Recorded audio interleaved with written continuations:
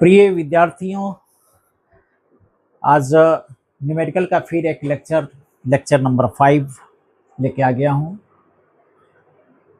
ये कुछ क्वेश्चंस लिखे गए हैं, 7 क्वेश्चन हैं और ये काफ़ी स्टैंडर्ड क्वेश्चन है जो IIT एडवांस लेवल के हैं या उसमें पूछे जा चुके हैं। इसका सॉल्व करने का तरीका हम लोग देखेंगे और कुछ बेसिक कॉन्सेप्ट इसके अंदर जो आएगा उसको समझने का प्रयास करेंगे। चलिए देखते हैं क्वेश्चन नंबर 7। क्वेश्चन नंबर 7 में एक करंट लूप है। करंट लूप ये इस तरह का एक करंट लूप है, एक छोटा सा, यानी करंट इससे ऐसे आता है और फिर यहां से वापस चला जाता है। एक करंट लूप है। करंट लूप पर जिस सर्किल का पार्ट है उसके सेंटर P पर एक पॉजिटिव चार्ज Q रखा हुआ है जिसका मास m है। पॉजिटिव चार्ज Q रखा है जिसका मास m है। तो कह रहा है कि इस करंट लूप के कारण जो मैग्नेटिक फील्ड बनेगा P पॉइंट पर, और चूंकि P पॉइंट पर एक पॉजिटिव चार्ज Q है जिसका मास m है, और यदि यह चार्ज v वेलोसिटी से चलना शुरू करे तो इस पर एक्सीलरेशन क्या होगा। अब देखिए, इस करंट लूप के कारण हम यदि इस बिंदु पर मैग्नेटिक फील्ड निकाल लेते हैं तो इस Q चार्ज जिसका मास m हो और जो v वेलोसिटी चल रहा हो उस पर लगने वाला फोर्स भी निकाल सकते हैं। फोर्स निकाल सकते हैं तो एक्सीलरेशन मिल जाएगा। क्लियर?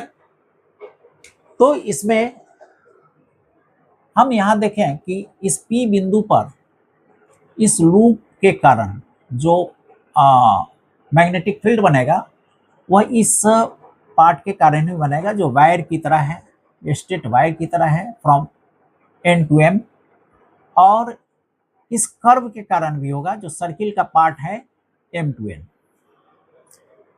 तो देखें, पहले वायर के कारण यदि इस पर निकालें तो इसके लिए यहां से एक परपेंडिकुलर डालेंगे, इसके दूरी की आवश्यकता हमें होगी D।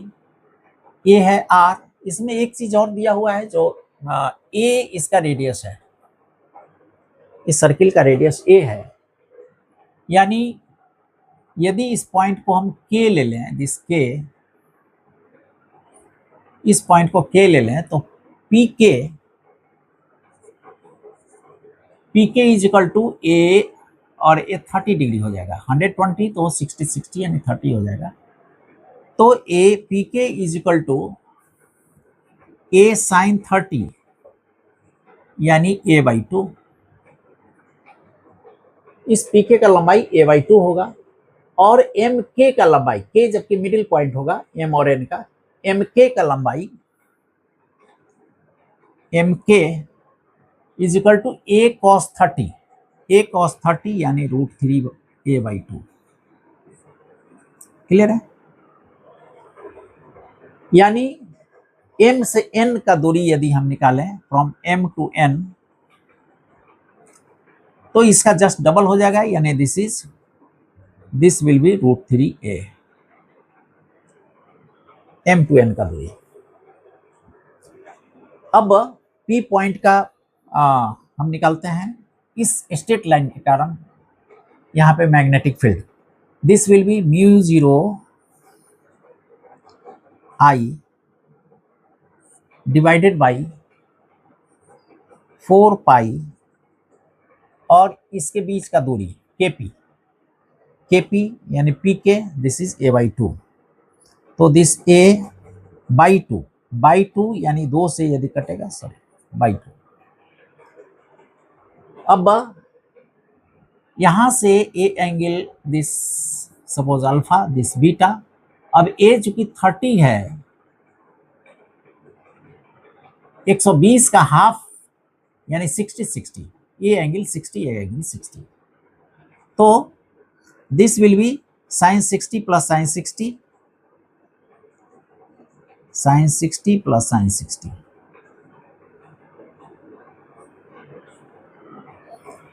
इस वायर के कारण इस बिंदु पर ए मैग्नेटिक फील्ड। अब इसका जो मैग्नेटिक फील्ड होगा, यानी वायर यदि इस तरह का हम राइट हैंड थंब रूल लगाते हैं, करंट का डायरेक्शन है, तो यहाँ पर magnetic field into the page होगा, इनटू द पेज, इस वायर के कारण। अब इस सर्किल के इस पार्ट के कारण देखते हैं। सर्किल, पूरे सर्किल के कारण यदि मैग्नेटिक फील्ड P पर निकाला जाए तो यह होगा μ0 I डिवाइडेड बाई 2 और इंटू A, ये पूरे सर्किल के कारण P पर। अब चूंकि 120 डिग्री है, यानी 360 का 1/3 320 होता है, 360 टोटल उसका, यानी 1/3 पार्ट के कारण ही यहाँ पर मैग्नेटिक फील्ड बनेगा। तो दिस इज इंटू 1/3, ये मैग्नेटिक फील्ड बना इस आर के कारण, फ्रॉम M टू N के कारण। और इसका जो डायरेक्शन होगा, देखिए इसका जो डायरेक्शन होगा घड़ी के विपरीत दिशा में, एंटी क्लॉकवाइज घूम रहे हैं, तो इसके कारण मैग्नेटिक फील्ड अपवर्ड लाएगा, यानी बाहर की ओर लाएगा। इस आर के कारण मैग्नेटिक फील्ड बाहर की ओर लाएगा, यानी निगेटिव। यदि अंदर के पॉजिटिव माने तो बाहर की ओर निगेटिव, यानी minus μ0 I divided by 6A। Clear? A total magnetic field at the point P, point P का टोटल मैग्नेटिक फील्ड, इसको सपोज दिस इज BP मान लें। sin 60 यानी √3/2, √3/2, इसको हटा दें तो √3 हो जाएगा। इसको हटा के हम √3 लिख सकते हैं, दिस √3।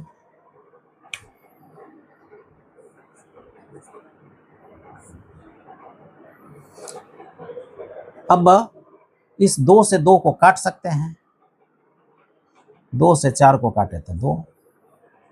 क्लियर? यानी this is magnetic field μ0 I by 2A, μ0 I by 2A 1/π minus 1/2A, यानी 3, 1/3। ये मैग्नेटिक फील्ड हो गया इस पॉइंट का। क्लियर? अब कह रहा है कि Q जो भी वेलोसिटी चल रहा है, M मास है इसका, उस पर एक्सेलरेशन, उसका एक्सेलरेशन क्या होगा। देखें Q, अब फोर्स जो लगेगा मूविंग चार्ज Q पर, F is equal to Q, capital Q, V। अब V जो चलने का दिशा है वो अलोंग दिस लाइन है, अलोंग दिस लाइन V, यानी यहां पर हम देख रहे हैं कि जो मैग्नेटिक फील्ड बन रहा है वह नीचे है और ऊपर है, यानी V इस मैग्नेटिक फील्ड के परपेंडिकुलर है। मैग्नेटिक फील्ड के जो इस वायर और इसके कारण मैग्नेटिक फील्ड बना, उसके परपेंडिकुलर भी है, यानी QV sin 90 is equal to 1। तो QV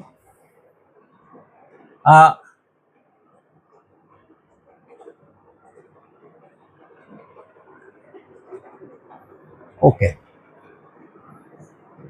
B ये फोर्स होगा, QVB ये फोर्स होगा, और इसको हम लिख सकते हैं F is equal to M into A, यानी acceleration is equal to QVB by M। Clear?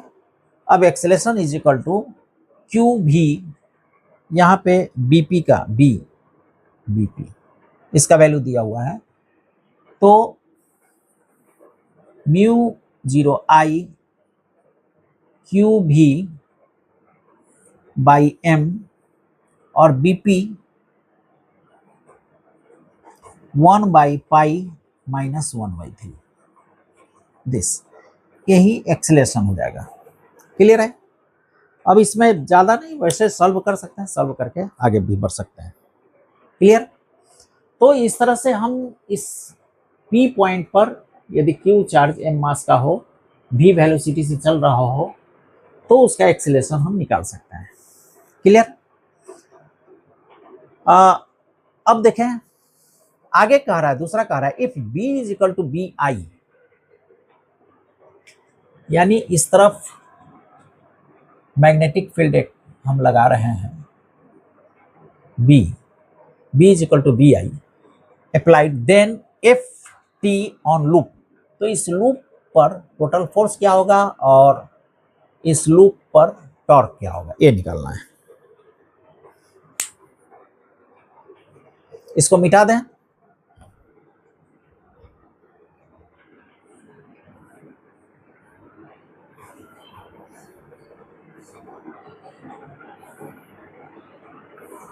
चलिए पार्ट 2 देखते हैं।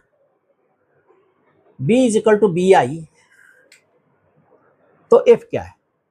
देखिए बहुत ही याद होगा आपको, इसमें हमने कहा था कि कोई भी यदि इस तरह का कंडक्टिंग वायर है और इसमें करंट फ्लो हो रहा है और B यदि मैग्नेटिक फील्ड है, तो इस पर कितना फोर्स लगेगा, यह सिंपली इसका जो फर्स्ट इंड लास्ट इंड का एक लाइन खींच लें, और लाइन का लंबाई यदि L हो और इसमें करंट यदि I फ्लो हो रहा हो, तो I L क्रॉस B। इस स्थिति में यदि कोई इस तरह से क्लोज लूप बना देता है करंट, तो इसका टोटल डिस्टेंस 0, मतलब स्टार्ट पॉइंट और एंड पॉइंट दोनों एक ही बिंदु पर है, यानी यहाँ पे L is equal to 0, L is equal to 0 यानी force is equal to 0। Clear है? तो ये लूप में, इस लूप पर लगता हुआ फोर्स B के कारण 0 होगा। क्लियर? कोई फोर्स नहीं लगेगा, 0 फोर्स, यानी F इज इक्वल टू 0। अब टॉर्क की बात कर लेते हैं। टॉर्क के लिए ये लूप इस सर्किल का पार्ट है। यदि लूप का एरिया निकालना हो तो हम इस तरह निकाल सकते हैं कि पूरे सर्किल का एरिया का 1/3, 1/3, यानी M, P और N, ये जो पार्ट हुआ 1/3, तो 1/3 पार्ट निकालने के लिए 1/3 पाई A स्क्वायर लिख सकते हैं, 1/3 पार्ट। और इस 1/3 पार्ट में यदि इस ट्रायंगल को घटा दें तो A मिल जाएगा। ट्रायंगल का -½ into base from M to this, तो बेस हमने निकाला था A यदि है तो A cos 30 और 2A cos 30, यानी 2A cos 30 base cos 30, 2A cos 30 base, और गुने हाइट यानी A sin 30 गुने A sin 30। ये ट्रायंगल का एरिया हो गया और A 1/3 ऑफ इसका, यानी टोटल एरिया यहां से निकाल सकते हैं। Total area will be 1/3 pi A square minus 2A square, 2 से कैंसिल होगा, 2A स्क्वायर, और cos 30 sin 30, यानी cos 30 3/2 √3 और बाई 4, cos 30 √3/2 और 1/2। दिस इज, इसको लिख सकते हैं A स्क्वायर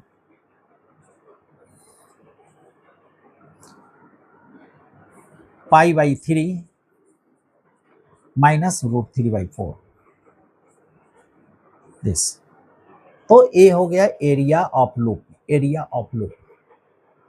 और इस एरिया में यदि करंट से मल्टीप्लाई कर दें तो इसका मैग्नेटिक मोमेंट मिल जाएगा। Magnetic moment A × I this is जो भी होगा ये। अब यहां देखें करंट का डायरेक्शन इस तरह है, इस तरह, यानी एंटी क्लॉकवाइज, यानी इसका मैग्नेटिक मोमेंट इस तरह आउटवर्ड, आउटवर्ड द पेज, इस तरफ मैग्नेटिक मोमेंट होगा। अब मैग्नेटिक मोमेंट इस तरफ है और मैग्नेटिक फील्ड इस तरफ है।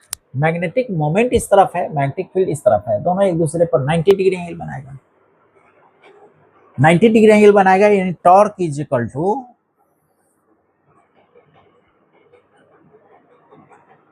m cross b।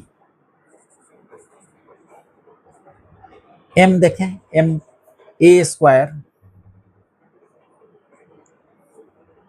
Pi by 3 root 3/4 this into i, i यहां कर दें, m हो गया। इसका डायरेक्शन चूंकि आउटवर्ड द पेज था, आउटवर्ड द पेज यानी कर सकते हैं दैट इज k और into b x, this is b into i. अब यहां k cross i, k cross i, i cross, ठीक है, k cross I minus j, तो this is I A square b pi by 3 minus root 3/4 और this j, this is tau, torque is equal to this.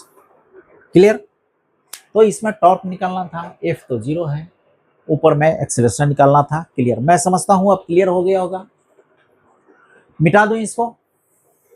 ये 1991 में आया था, ये IIT का क्वेश्चन है। चलिए इसको मिटा देता हूं।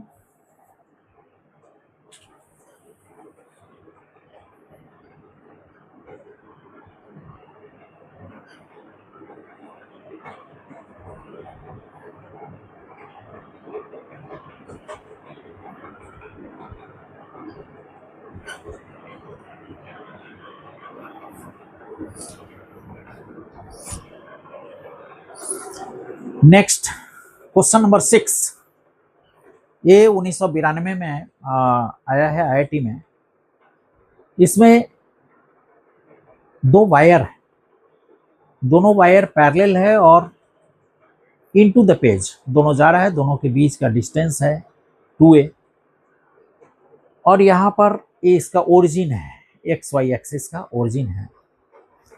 तो इसमें कह रहा है force acting on OC, that is एक लंबा तार है जिसमें करंट फ्लो हो रहा है। Also if current in A B is reversed. Okay, देखिए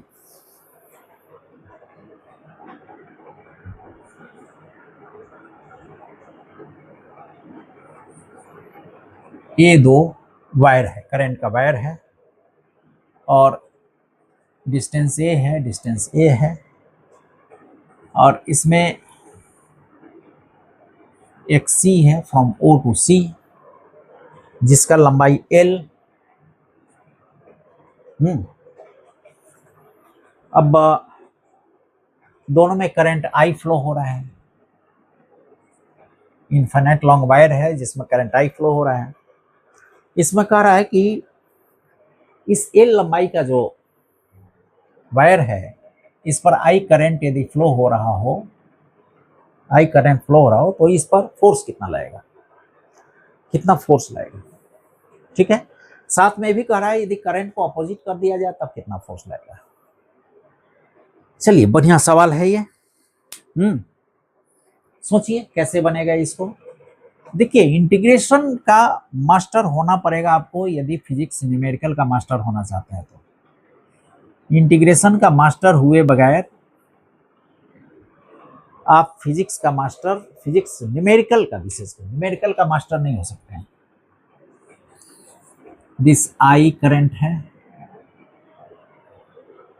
हाँ ओके, और एल लंबाई है, इसका लंबाई है एल।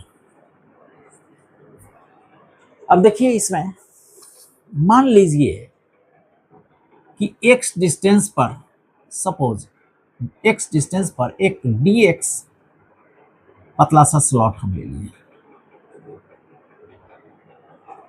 x डिस्टेंस पर dx पतला सा स्लॉट लिए, तो करंट एलिमेंट यहां हो जाएगा I into D x, this is I dx current element.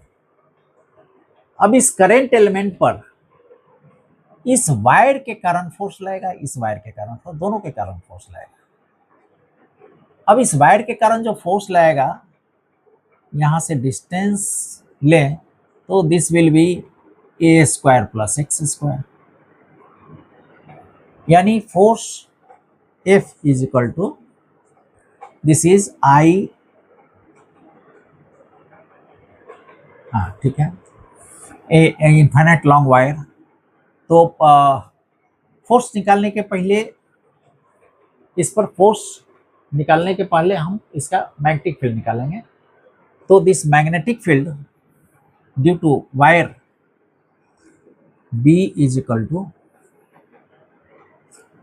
Mu 0 I upon 2 pi और D distance, this is A square X square, B होगा। जब B मिल गया तो अब चूंकि इस तरह से करंट जा रहा है, अंदर की ओर जा रहा है, यानी इसका जो मैग्नेटिक फील्ड होगा वो इस तरह होगा, यानी इस लाइन के परपेंडिकुलर मैग्नेटिक फील्ड होगा, इस लाइन के परपेंडिकुलर होगा मैग्नेटिक फील्ड, और इस डायरेक्शन में होगा। जबकि करंट इस तरफ जा रहा है, दिस वे जा रहा है। तो मैग्नेटिक फील्ड ये है और करंट जा रहा है दिस वे। तो करंट और मैग्नेटिक फील्ड के बीच जो एंगल बनेगा, करंट और मैग्नेटिक फील्ड के बीच, ओके, वो फोर्स में काम आएगा। चलिए, तो B ये मिल गया, तो फोर्स जो इस पर काम करेगा DF, DX पर छोटा सा force DF is equal to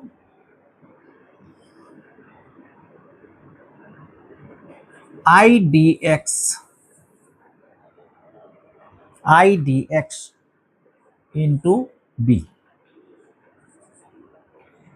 I dx connection this, ये DF होगा, इस पर छोटा सा फोर्स लगता हुआ फोर्स। तो this force is equal to I dx B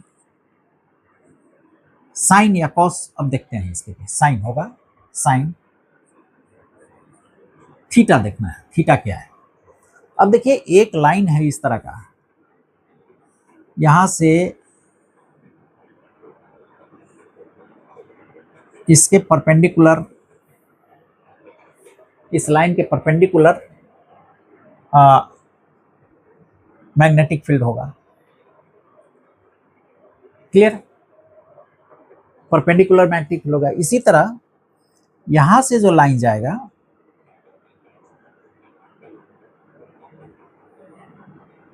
इसके परपेंडिकुलर मैग्नेटिक फील्ड होगा। अब इस दोनों लाइन के बीच ऐसा भी कर सकते हैं, एक लाइन हम खींच दीजिए, parallel line to this line, यानी यहां पर पैरेलल लाइन खींच दीजिए। अब ए लाइन इसको काट रहा है, दिस मीन्स यदि थीटा है तो दिस विल ऑल्सो थीटा, और इस पर ही परपेंडिकुलर है, यानी दिस भी pi minus theta, clear, this is pi minus theta. अब देखें, हमें निकालना है कि I और B के बीच कितना एंगल है, I और B यानी this angle, what is this angle, यानी दिस एंगल क्या है। तो यह pi minus theta, this pi minus theta, and this pi minus theta. हाँ, जबकि तो यहां हम लिख सकते हैं ये एंगल यदि थीटा हो तो ये पाई माइनस थीटा, और यही एंगल होगा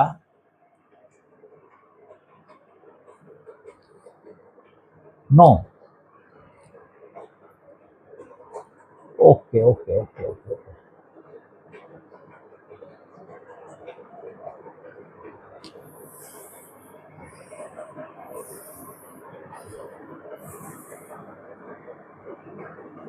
थीटा एंगल होगा, थीटा एंगल यानी साइन थीटा। इस आई डी आई, देखिए इसको समझिए ठीक से, थोड़ा थोड़ा समझने की आवश्यकता है इसको। देखिए ये वायर है और इस पर एक पॉइंट P है या C है जो है। अब इस पर एक परपेंडिकुलर हम डालें, यही डायरेक्शन है B का, ये B का डायरेक्शन है। अब A यदि थीटा हो, ये यदि थीटा हो तो this will be pi minus theta, pi 2 minus theta. अब A और A दोनों के बीच पाई बाई 2 है एंगल, तो ये कितना हो जाएगा, दिस इज थीटा, क्योंकि 90 डिग्री एंगल है ना, दोनों जोड़ के 90 डिग्री। ये यदि पाई बाई 2 माइनस थीटा है तो ये थीटा हो जाएगा, यानी this angle is equal to this angle, यानी यहाँ का एंगल भी थीटा होगा। क्लियर? अब दोनों के बीच का एंगल यानी ए थीटा तो दिस थीटा, यानी बी और आई के बीच, बी और आई के बीच का एंगल थीटा होगा या पाई माइनस थीटा होगा, यानी this is d F is equal to I d x into B into sine theta. B यानी म्यू 0 आई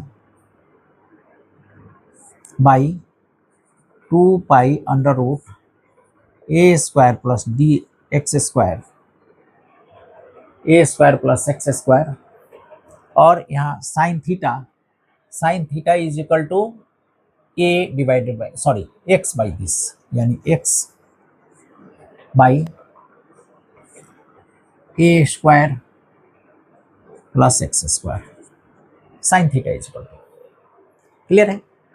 तो ये फोर्स का जो फोर्स लगा इसका कंपोनेंट हम एक तरफ लिए, लेकिन दो वायर है, दोनों का अलग अलग फोर्स लगेगा, यानी 2 से गुना कर देंगे सिंपली, ये टोटल फोर्स हो जाएगा इस पर, छोटा सा पर। तो D F is equal to mu I square और 2 कैंसिल कर दीजिए, mu 0 I square X into D X divided by pi A square this A square plus x square. अब देखिए दिस पाई, इसको हम यदि टी कर लें, टी मान लें, A square plus x square को टी मान लें, तो D T is equal to 2x dx, यानी x ds को t बाई 2 कर सकते हैं, dt बाई 2, यानी दिस इज, लिख सकते हैं यहां पे हम कर लें mu 0 I square D T by 2 और a है t। अब इसको इंटीग्रेट यदि हम करते हैं तो mu 0 upon 2 pi I square और डी टी बाई टी, यानी log T, from 0 to T, 0 to T नहीं होगा, x, अब x में चेंज करेंगे, चलिए ओके यहां तक से। यानी इसको यदि हम इंटीग्रेट करें तो F टोटल फोर्स जो सी से डी तक लगा, टोटल कैलकुलेट जीरो टू सी तक, ओ टू सी तक, तो this is mu zero I square divided by पाई, और इसको इंटीग्रेट कर रहे हैं, यानी इसको इंटीग्रेट करने पर हमें मिला है L N T, 2 into L N T, T यानी A square plus x square, और एक कहां से कहां तक है, तो x is equal to 0 to x is equal to L, L लंबाई एल है टोटल, यानी दिस इज टोटल फोर्स जो ओ टू सी इस पर टोटल फोर्स लगेगा, that will be mu zero I square divided by 2 pi, ऊपर में x is equal to L यानी log a square plus L square divided by A square, this is, यही force होगा O to C पर। Clear? देखिए इसमें difference integration का पूरा भरपूर उपयोग हुआ है, और कॉन्सेप्ट एक्चुअली इंटीग्रेशन का ही है। इंटीग्रेशन यदि नहीं आता हो तो उसका प्रैक्टिस कीजिए, आप सीखिए, विशेष करके एप्लीकेशन कहाँ किस तरह से अप्लाई करना है इंटीग्रेट करने के प्रोसेस को, ये आपको सीखना पड़ेगा।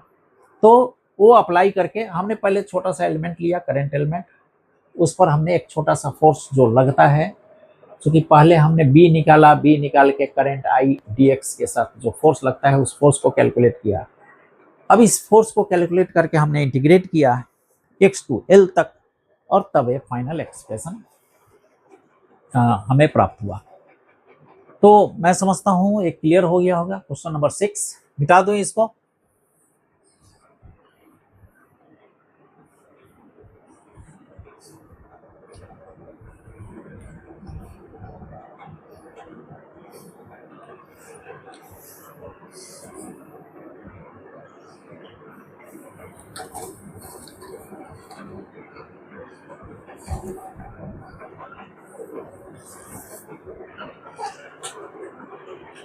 चलिए आगे देखें, क्वेश्चन नंबर 5 में देखिए 3 वायर है, एक्चुअली एक्स एक्सिस है, वाई एक्सिस है, एक वायर वाई एक्सिस पर रखा गया है, बाकी 2 वायर अगल बगल प्लस डी पर, X is equal to plus D, X is equal to minus D पर 2 वायर रखा गया है, यानी 3 वायर है, और तीनों के बीच का आपसी डिस्टेंस डी है, पैरेलल है, और एक ही दिशा में तीनों में करंट फ्लो हो रहा है। ये भी है कि वायर का linear density, linear mass lambda है, तो कहा जा रहा है point at which B is equal to 0, तो पॉइंट कहाँ होगा जहां पर बी 0 है, बी 0 यानी टोटल मैग्नेटिक फील्ड 0 है, उसका पॉइंट खोजा जा रहा है। अब देखिए कोई भी वायर, इस तरह का वायर है, यदि इस वायर में करंट इस तरह जा रहा है, तो इस वायर के बाएं साइड में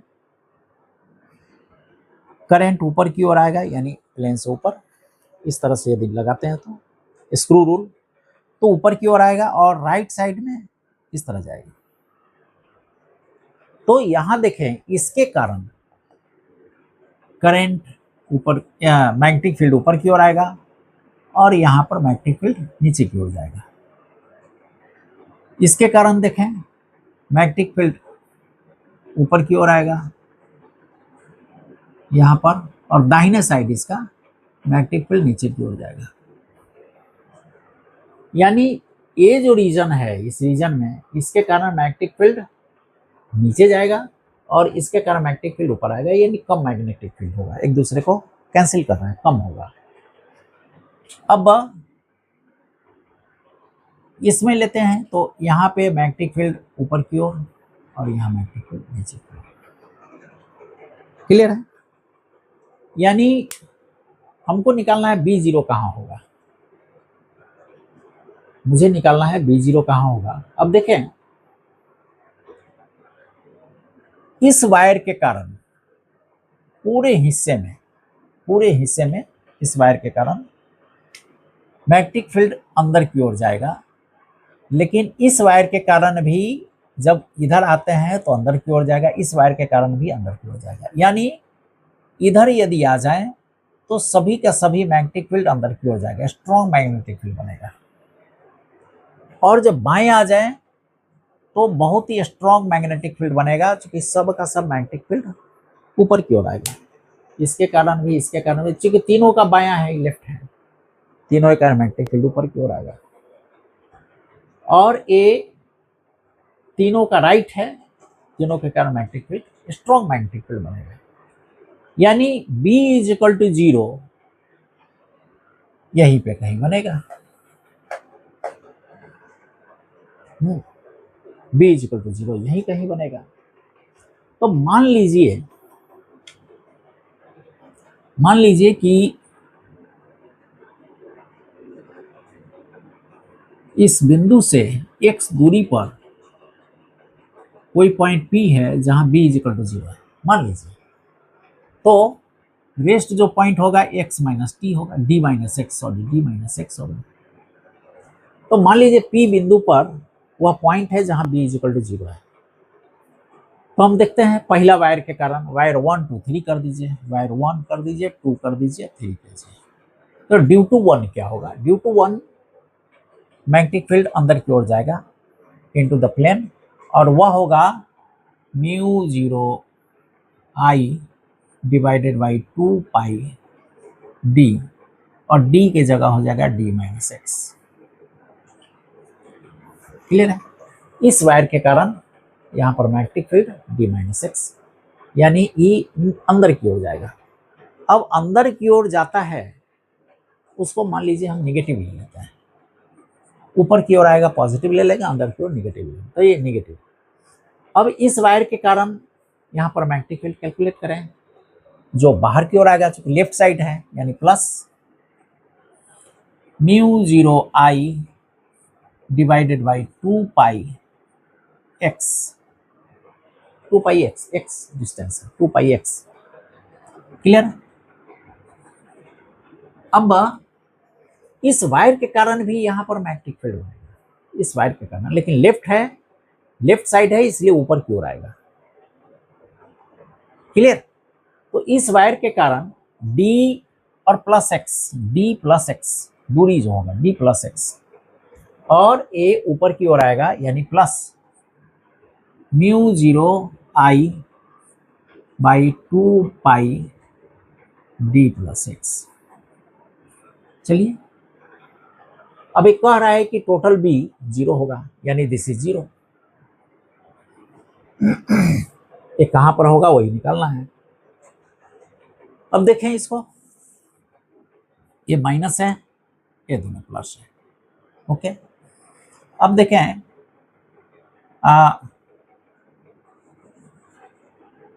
μ0 I / 2 पाई, इसको कॉमन निकाल लीजिए सब में से। 1/x दिस एंड दिस, यानी ऐसे कर दें x और इस दोनों को गुना करें d² - x²। क्लियर है? इस तीनों को गुना कर दिए।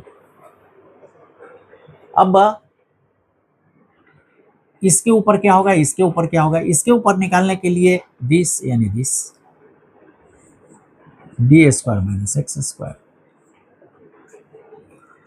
d+x निकालने के लिए +x d - x, और d - x है तो इसको निकालने के लिए x और d+x। क्लियर?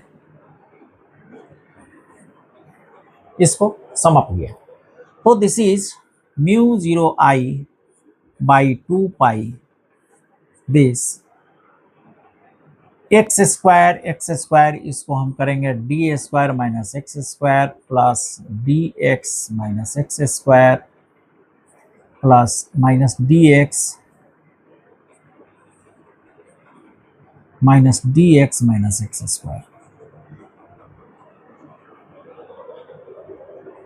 ठीक,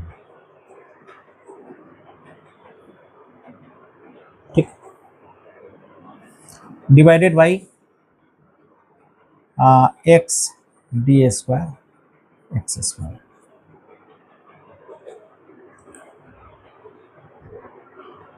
D x minus D X cancel हो जाएगा, 3x square D square minus 3x square upon this.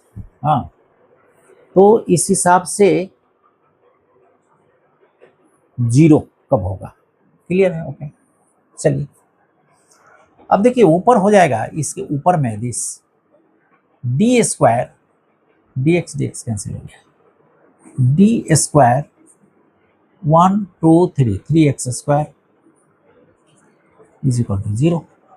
यदि b इज इक्वल टू 0 है, नेट b 0, तो x square is equal to D square by 3, यानी x is equal to D by root 3। यानी यही वो बिंदु है यहाँ पे d बाई रूट 3, यह बिंदु है जहां पे b 0 होगा, क्लियर है? तो पहला बिंदु था कि b कहाँ 0 होगा, वो हमने निकाला, d बाई 3 पर b 0 होगा, मिटा दें। दूसरा कह रहा है the if middle wire displaced slightly along z axis frequency of SHM, तो SHM करेगा और उसका फ्रीक्वेंसी क्या होगा।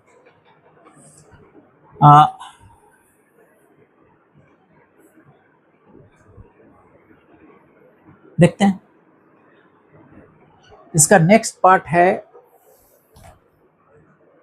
यदि इस मिडिल वायर को डिस्प्लेस किया जाए, हल्का सा डिस्प्लेस करते हैं जेड एक्सिस के अलोंग, एक्स एक्सिस से है, वाई एक्सिस से है, यानी जेड एक्सिस, इस तरह डिस्प्लेस करते हैं, तो SHM करेगा, ये पहले दिखाना है SHM करेगा और उसके बाद दिखाना है इसका फ्रीक्वेंसी क्या होगा, क्लियर? देखिए इसको यदि हम ऐसे लें कि ये है वायर 1, ये है वायर 2, वायर 3, सॉरी ये है वायर 3, और वायर 2 को जरा सा हम डिस्प्लेस कर दिए, जरा सा हम डिस्प्लेस किए वायर को, यानी डिस्प्लेस करके यहां ले गए, suppose this,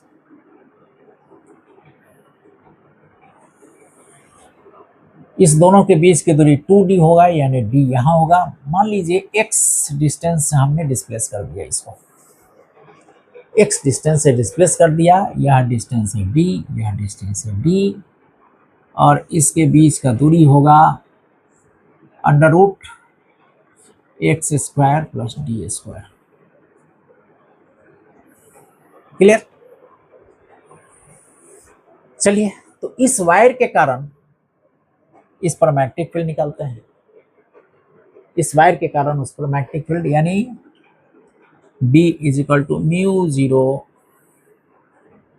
I 2 pi under root x square D square, इस वायर के कारण यहां पर मैग्नेटिक फील्ड। अब इस वायर के कारण भी यहां मैग्नेटिक फील्ड होगा, तो इसको यदि हम स्ट्रेट खींच दें और इसके पैरेलल एक लाइन हम यहां पर बना दें, तो जो एंगल यहां होगा वही एंगल यहां होगा। अब देखिए इस वायर के कारण जो मैग्नेटिक फील्ड होगा वह इसके परपेंडिकुलर होगा, इसके परपेंडिकुलर, यानी यहां पर 90 डिग्री है, यानी this will be pi minus pi by 2 minus theta, clear है? पाई बाई 2 माइनस थीटा, यानी इस B का, अब इस पर A परपेंडिकुलर है और यहाँ पाई बाई 2 माइनस थीटा है, यानी this will be pi theta, clear है? ये दोनों, this line and this line एक दूसरे के परपेंडिकुलर है। यहाँ पर एंगल हम निकाल लिए पाई बाई 2 माइनस थीटा, यानी थीटा होगा, थीटा हो गई। नहीं, B का कंपोनेंट नीचे की ओर, बी का कंपोनेंट नीचे की ओर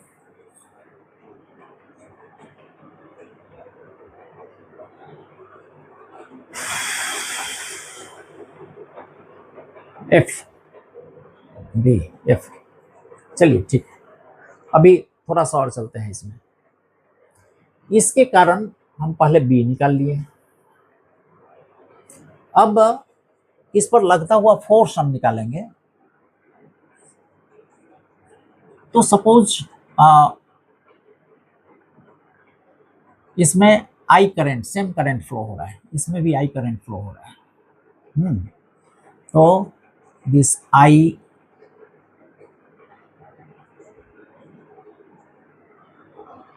मतलब इसके कारण आई इंटू 1 मीटर का हम बात करें यूनिट लेंथ का, तो ए होगा फोर्स उस पर जो लग रहा है, जो फोर्स है वो लग रहा है। इसके कारण मैग्नेटिक फील्ड में आई करंट रन कर रहा है, यानी बी आई एल। हाँ, तो जो फोर्स है वो पता चल जाएगा कितना फोर्स है। अब देखिए आई बी यहां पे है मैग्नेटिक फील्ड, और करंट अंदर जा रहा है। हाँ, यानी हम फोर्स का जो ए है निकालते हैं I D L cross B, यही फोर्स होता है, I D L cross B. यानी आई डी एल अंदर इसका करंट जा रहा है, इसका करंट अंदर जा रहा है, और बी लग रहा है फोर्स। यानी हम आईडीएल से बी की ओर यदि करें, आईडीएल से बी की ओर यदि करें, तो इसके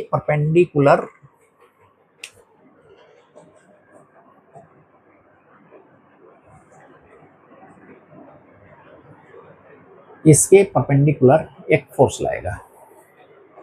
क्लियर है?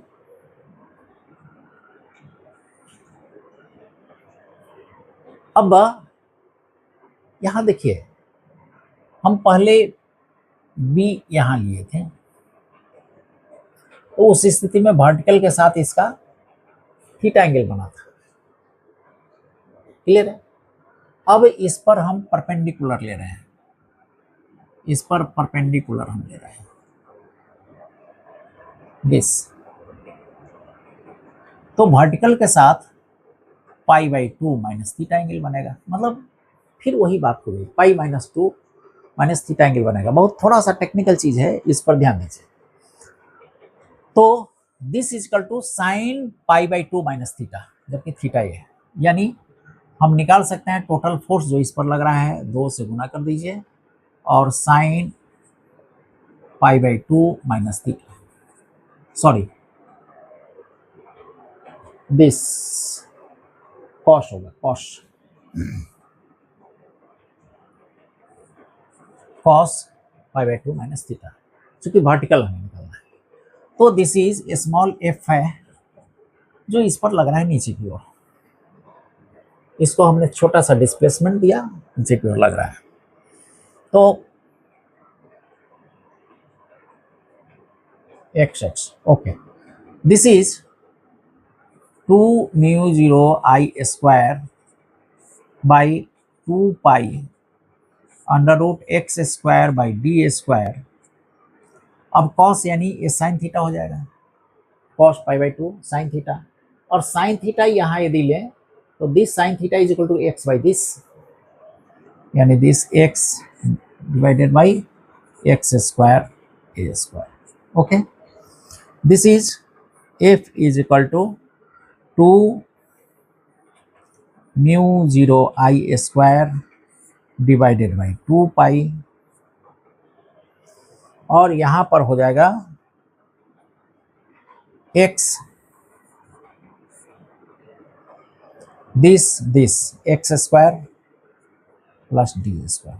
अब यहां देखिए, यदि d बहुत बड़ा हो x से, होगा भी क्योंकि बहुत छोटा डिस्प्लेसमेंट हम कर रहे हैं, d बहुत बड़ा हो x से, तो f is equal to F is equal to mu 0 I square 2 divided by 2 pi d square this into X. अब चूंकि नीचे फोर्स लग रहा है, दिस इज माइनस। देखिए ये एस एच एम का फॉर्मूला है, F is equal to minus K X, F is equal to minus K X, ये कांस्टेंट है सारा। तो इसे प्रूफ हम कर सकते हैं। ये प्रूफ हो गया कि थोड़ा सा डिस्प्लेस करके यदि छोड़ दे तो एस एच एम करेगा। और अब फ्रीक्वेंसी निकालनी है इसकी, एस एच एम की फ्रीक्वेंसी, तो ये हम जानते हैं दिस, इसको के कह सकते हैं, और के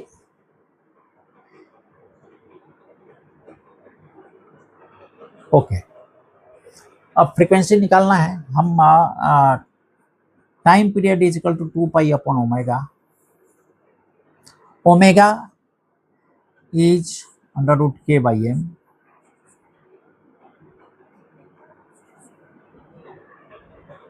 चूंकि omega square M is equal to के होता है, तो omega is equal K by M, omega नीचे है, एम बाई के होगा, एम बाई के सॉरी,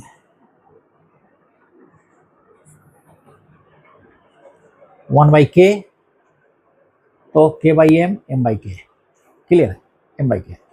तो 2 pi is equal to M by K, यानी फ्रीक्वेंसी जब निकालेंगे तो this will be 1 by 2 pi और this is K by M, clear. तो this is 1 by 2 pi under root K यानी 2 mu 0 I square divided 2 pi D square M. ये frequency निकल गया। तो इस तरह हम देखें कि मिडिल वाले वायर को जरा भी डिस्प्लेस कर दिया जाए तो एसएचएम शुरू कर देता है, और इसका फ्रीक्वेंसी इतना के बराबर होता है। क्लियर है, नोट कर लीजिए इसको।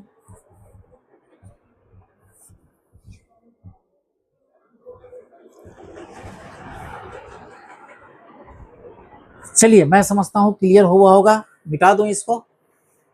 ये 1997 में आईआईटी में पूछा गया क्वेश्चन है।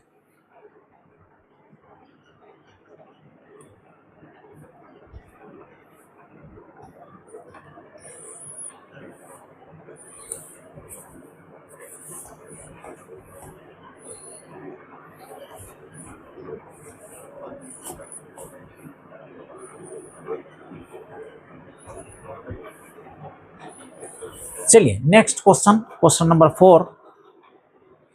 देखिए क्वेश्चन नंबर 4 में है, एक ऊपर में वायर है ए बी और नीचे में सी डी। ऊपर में 20 एम्पियर का करंट, नीचे में 30 एम्पियर का करंट, एक दूसरे के अपोजिट है। सी डी वायर फिक्स है, सी डी वायर फिक्स है, और ए बी फ्री है अप एंड डाउन करने के लिए, मतलब ऊपर नीचे मूव करने के लिए फ्री है, और वर्तमान में दूरी इसकी इतनी है, ए बी फ्री। अब इसमें कह रहा है कि यदि ऊपर वाले वायर को थोड़ा सा डिस्प्लेस करके छोड़ दिया जाए, स्लाइटली डिस्प्लेस एग्जीक्यूट, इस ऊपर वाले वायर को थोड़ा सा डिस्प्लेस करके छोड़ दिया जाए तो एसएचएम करेगा, सिंपल हार्मोनिक मोशन करेगा, और इसका टाइम पीरियड निकालना है। टाइम पीरियड क्या होगा? चलिए बड़ा ही इंटरेस्टिंग सवाल है, बाकी इसमें कुछ नहीं दिया है, लैम्डा लैम्डा ओके ओके। अब देखिए ए बी एक वायर है और सी डी फिक्स वायर है, फिक्स वायर है, पैरेलल है, सी डी इनफाइनाइट वायर है। सी डी में 30 एम्पियर का करंट फ्लो हो रहा है, इसके बीच का दूरी डी इक्वल टू इतना है 0.01 मीटर। तो हम पहले यहाँ पर मैग्नेटिक फील्ड निकालते हैं इस वायर के कारण, इस वायर के कारण इसका मैग्नेटिक फील्ड क्या होगा वो निकालते हैं। तो this is B is equal to mu 0 यहाँ पर 30 है, 30 बाई 2 पाई डी, ये मैग्नेटिक फील्ड होगा यहाँ का। ये मैग्नेटिक फील्ड चूंकि वायर इस तरह जा रहा है तो हम जानते हैं इसके लेफ्ट साइड में मैग्नेटिक फील्ड ऊपर की ओर होगा, यानी ये मैग्नेटिक फील्ड इस तरह होगा, आउटवर्ड द प्लेन होगा, आउटवर्ड द प्लेन। अब इस मैग्नेटिक फील्ड में एक करंट 20 एम्पियर का गुजर रहा है, क्लियर है? 20 एम्पियर का करंट गुजर रहा है और मान लीजिए कि इसका लंबाई है L, सपोज L लंबाई है, तो इस पर लगने वाला force F is equal to this, F force is equal to IL और क्रॉस B। अब चूंकि 90 डिग्री है, A B उधर है, I इधर है, 90 डिग्री दोनों के बीच बन रहा है, तो हम इसको कह सकते हैं 20 एम्पियर गुने L गुने B is equal to mu 0 30 divided by 2 pi D, clear है? यानी F is equal to BIL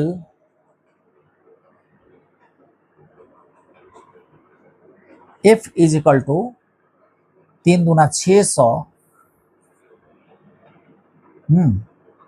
mu 0 L divided by 2 pi D, यही फोर्स होगा। यहां तक क्लियर हो गया? अब मान लीजिए कि इसको फोर्स हम देखते हैं, फोर्स का डायरेक्शन क्या है, फोर्स निकल गया, फोर्स I इस तरफ है और B इस तरफ है, हम IL क्रॉस B निकालते हैं, IL क्रॉस B, यानी इस पर फोर्स ऊपर की ओर लाएगा। यह जो फोर्स है यह फोर्स ऊपर की ओर होगा, ऊपर की ओर, यानी इसको K कह सकते हैं, यानी दिस अपवर्ड फोर्स लगेगा। अब मान लीजिए कि इस वायर को हमने X से डिस्प्लेस कर दिया, X सपोज X से डिस्प्लेस किया, ठीक है? X से डिस्प्लेस करेंगे तो इसके बीच का जो दूरी है D प्लस एक्स हो जाएगा और वह फोर्स अब हो जाएगा, अब वह फोर्स हो जाएगा 600 L by 2 pi D plus x, this clear है? अब देखिए जरा सा डिस्प्लेस किया, फोर्स कम गया, D कमा, D प्लस एक्स हो गया, D कमा,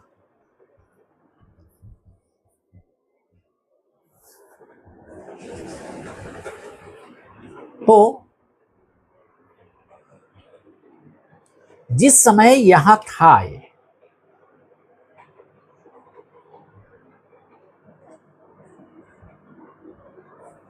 600 mu 0 L divided by 2 pi D, 2 pi D को हम मान लीजिए लिख देते हैं 0.01। हाँ, उस समय इक्विलिब्रियम में था। इक्विलिब्रियम में का मतलब है कि इसका जो वेट है, इसका अपना जो वेट है mg, इसको बैलेंस कर रहा था, यानी जितना वेट नीचे लग रहा था उतना ही ऊपर लग रहा था, बैलेंस्ड वेट था। This is equal to mg, clear है? अब थोड़ा सा डिस्प्लेस किया तो फोर्स कमा, फोर्स कमा, अब रिजल्टेंट फोर्स क्या होगा वो हम निकालते हैं।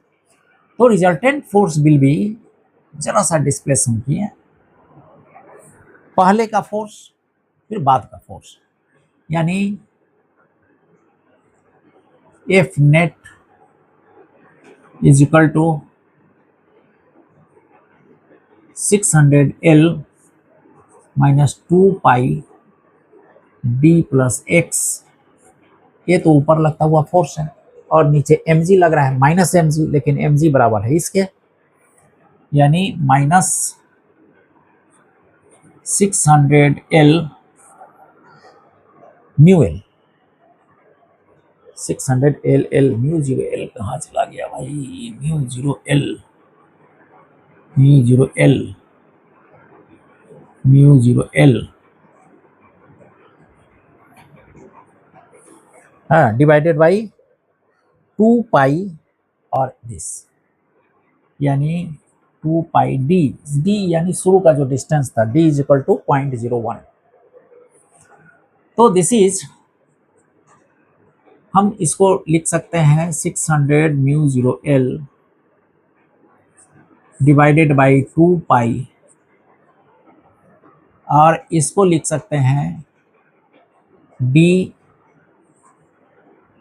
Minus d minus x divided by d और d plus x.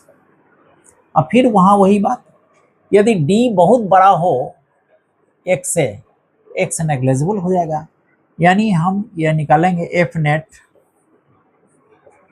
Is equal to minus 600 mu 0L divided 2 pi D square और इंटू एक्स, वही आ गया।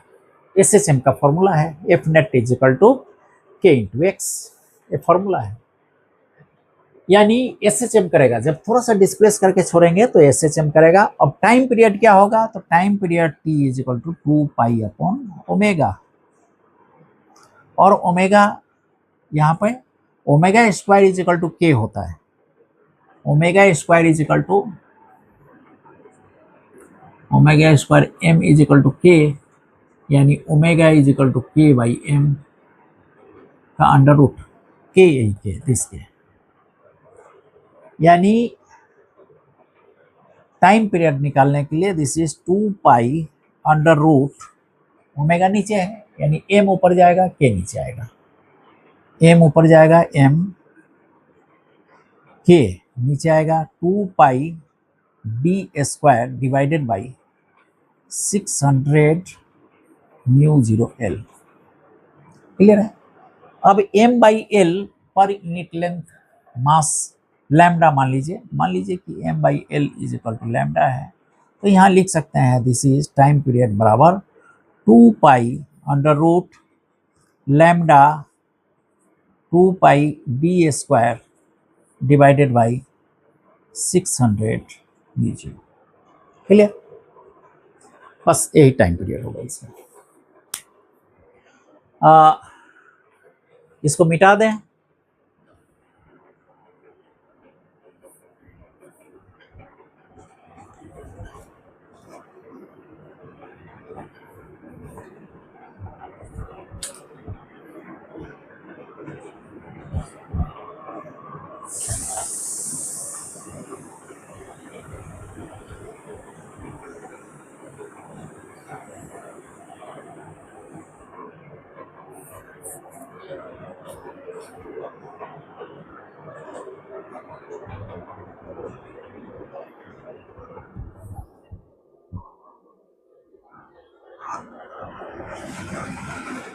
चलिए क्वेश्चन नंबर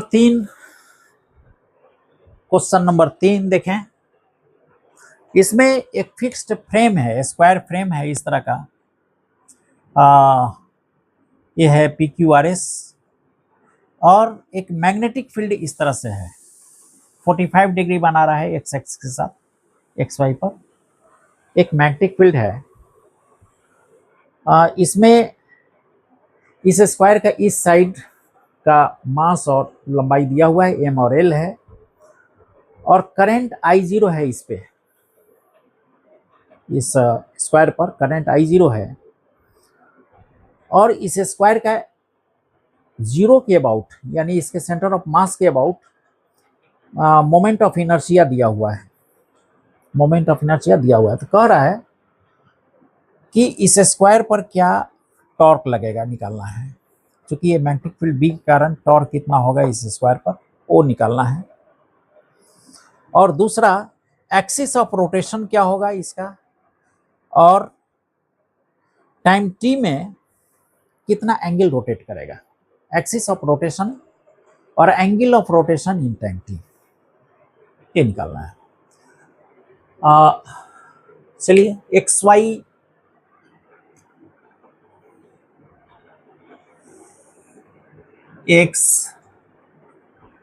वाई प्लेन पहले बनाते हैं।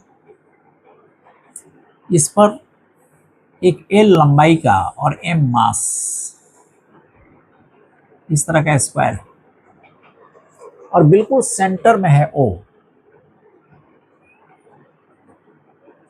सेंटर में, और एक मैग्नेटिक फील्ड 45 डिग्री पर है मैग्नेटिक फील्ड इसका, क्लियर है, 45 डिग्री पर है। प्रत्येक का मास m है, L है, करंट I0 है। चलिए ठीक है, ओके। अब पहले हम निकालते हैं, मास L है तो इस स्क्वायर का एरिया हो जाएगा L स्क्वायर A। मान लीजिए इस स्क्वायर में करंट I फ्लो हो रहा है, I0 करंट दिया हुआ है I0, तो I0 यानी L square I0, this will B magnetic moment इस वायर का। लेकिन डायरेक्शन नहीं दिया है, करंट किस डायरेक्शन में है, क्लॉकवाइज है, एंटी क्लॉकवाइज है, नहीं दिया है। चलिए देखते हैं। Tau on square form. अब देखिए, यदि डायरेक्शन दिस वे हो यानी क्लॉकवाइज हो तो इसका मैग्नेटिक मोमेंट का डायरेक्शन इनटू द प्लेन होगा, और यदि एंटी क्लॉकवाइज हो तो आउटवर्ड द प्लेन होगा। लेकिन हर स्थिति में B के साथ ये 90 डिग्री एंगल बनाएगा, क्लियर है, हर स्थिति में B के साथ 90 डिग्री एंगल बनाएगा, इसलिए ज़्यादा फर्क नहीं पड़ता है चाहे क्लॉकवाइज हो या एंटी क्लॉकवाइज हो इसके फोर्स के मैग्नीट्यूड पर। अब यानी m को हम लिख सकते हैं, m is equal to L square I0 के डायरेक्शन में, एक्स वाइज के डायरेक्शन में इसका m है, मैग्नेटिक मोमेंट है। और ये B है, B का इस तरफ कंपोनेंट B cos 45 यानी B/√2, और इस तरफ भी B/√2, यानी B को लिख सकते हैं B इज इक्वल टू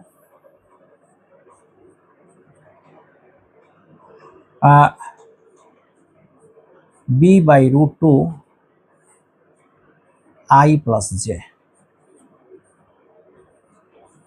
लिख सकते हैं। अब M मिल गया, B मिल गया, तो टॉर्क निकाला जा सकता है, torque on frame, torque is equal to M cross B, this is L square I0 K cross B/√2 I cross J, clear. अब this is BL square I0 divided by √2 is, अब K cross I ऐसे एक बना लीजिए, IJ K। अब K cross I मतलब clockwise घूम रहे हैं, तो K क्रॉस I यानी J, this J, K cross J उल्टा घूम रहा है यानी -I, दिस। तो ये टॉर्क होगा इसका, इस पर लगने वाला टॉर्क, दिस टॉर्क। मैं समझता हूं क्लियर हो गया होगा। अब दूसरा है एक्स एक्सिस ऑफ रोटेशन क्या है, इसका एक्सिस ऑफ रोटेशन देखिए, मैग्नेटिक फील्ड इस तरफ लग रहा है और मान लीजिए इस तरह करंट फ्लो हो रहा है,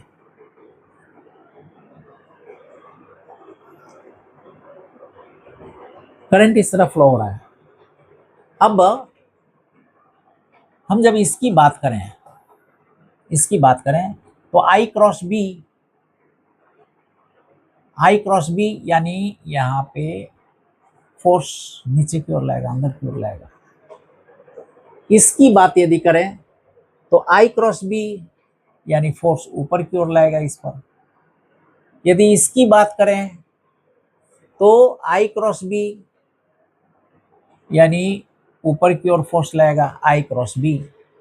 इसकी बात करें तो आई क्रॉस बी यानी ये अंदर की ओर फोर्स लाएगा। अब देखिए इसके दो आर्म पर अंदर की ओर फोर्स लग रहा है और इस दो आर्म पर बाहर की ओर फोर्स लग रहा है, यानी ये कैसे टर्न करेगा, कैसे घूमेगा, डायगोनल ही इसका एक्सिस हो जाएगा, यानी इसका diagonal will be the axis of rotation और इसी में रोटेट करेगा, क्योंकि फोर्स अंदर की ओर लग रहा है, इसमें बाहर की ओर आ रहा है। ओके, तो axis of rotation will be the diagonal, diagonal है वही एक्सिस ऑफ रोटेशन होगा। क्लियर है? चलिए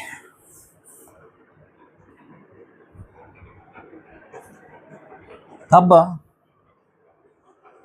एक्सिस ऑफ रोटेशन, अब angle of rotation in time t, del t, angle of rotation देख लेते हैं।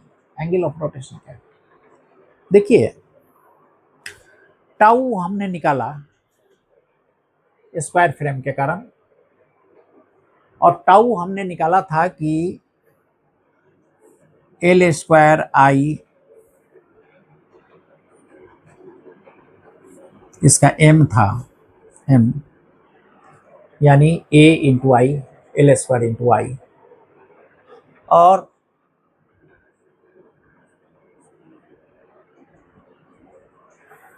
बी को हमने मल्टीप्लाई किया था। तो इसमें बी आई एल स्क्वायर, ये फोर्स था, टॉर्क तो इस पर लग रहा था, B I L square. Clear है? L square a into I M था और बी यानी टॉर्क वाज दिस। अब कह रहा है axis of rotation, angle of rotation in time del t. जब टॉर्क इतना लग रहा है इस पर, इसको घुमाने के लिए, ये टॉर्क जब लग रहा है तो पहले एक चीज दिया हुआ है, moment of inertia at zero moment of inertia. हम जानते हैं I x plus I y is equal to I z, moment of inertia याद कीजिए। यानी चूंकि सिमेट्रिकल है इसलिए I x I y is equal to I z. यहाँ पर हम इसी तरह ले सकते हैं डायगोनली, या तो इस पर लें या इस पर लें, दिस इज आई जेड। यानी यदि इसको हम पी क्यू आर एस कर दें, पी क्यू आर एस, तो यहाँ कह सकते हैं आई पी आर लें और आई क्यू एस लें, आई जेड के बराबर। आई जेड उतना है, यानी I P R is equal to हो जाएगा 4/6 एम एल स्क्वायर इसके थ्रू। अब आई जब निकल गया तो टाउ इज इक्वल टू हम जानते हैं आई अल्फा, यानी इसका angular acceleration I is equal to B I L square divided by I, यानी 2/3 2 ml square into 3। This is 3bi divided by 2m, ये हो जाएगा alpha. Alpha is angular acceleration. अब हम जानते हैं कि जैसे s is equal to ut plus half A T square होता है, मोशन का formula half A T square, उसी तरह इसमें होता है theta is equal to U T यानी ओमेगा 0 टी, ओमेगा टी कर सकते हैं, plus half alpha T square. Clear है? अब इनिशियली इसका ओमेगा 0 है, एंगुलर वेलोसिटी 0 है, यानी दिस इज 0, यानी थीटा इज इक्वल लिख सकते हैं half this 3bi divided by 2m plus del T square. यही है डेल टी में